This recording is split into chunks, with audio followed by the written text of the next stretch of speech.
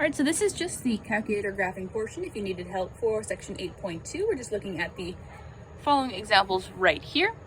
So one thing to make sure before you start graphing in polar, we want to make sure we're actually in polar mode. How do we do that?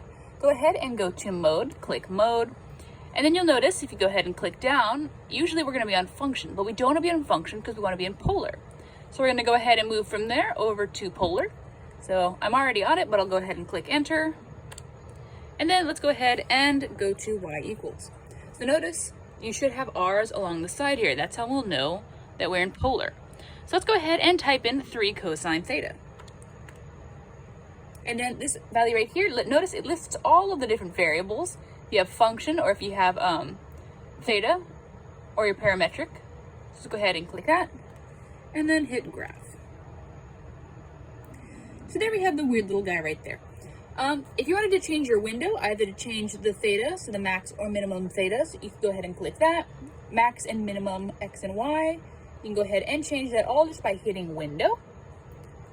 That's just if you want to see your view a little better or not. So I'm going to go ahead and shrink the y values there because I don't need that many y values. Let's go ahead and just do negative pi again and hit graph, and notice it shrunk the y values. So let's go ahead and graph the next one, example 4. We'll hit clear to clear that out. And then we'll do minus 2 sine of theta. Close the parentheses and hit graph.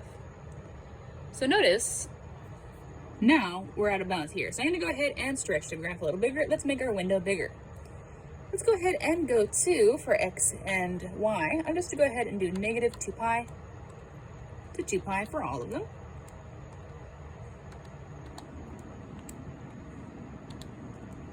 And let's hit graph and see what we got here.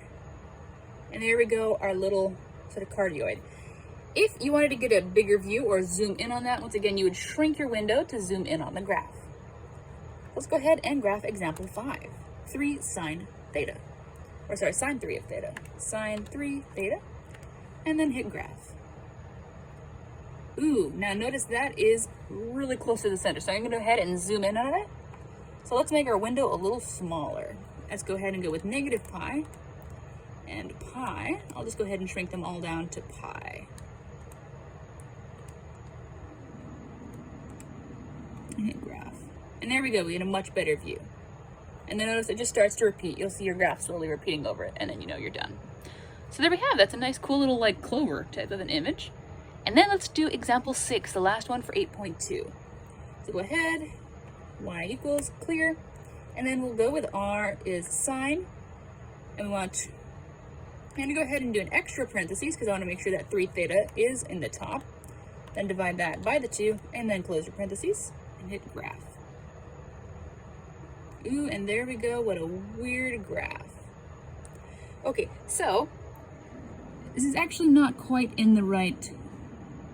It didn't actually fully finish, if you'll notice. So let's go ahead and get a few more thetas going. So let's go ahead and do 10 for fun. Why not?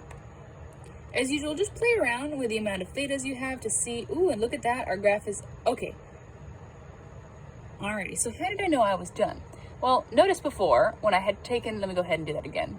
When I just had it to positive 3, it graphed, but then it stopped. And there was an empty space here and here, and didn't continue, so I knew there was more to my graph. So I went ahead and made my max a little bigger. I went to 10. Why did I pick 10? Just guessing. And then as we went ahead, it stopped, ooh, and then it kept going. And once I see it close up, that is when I'm done. If I wanted to be extra careful though, I could go ahead and make the maximum even bigger. Let's do 100.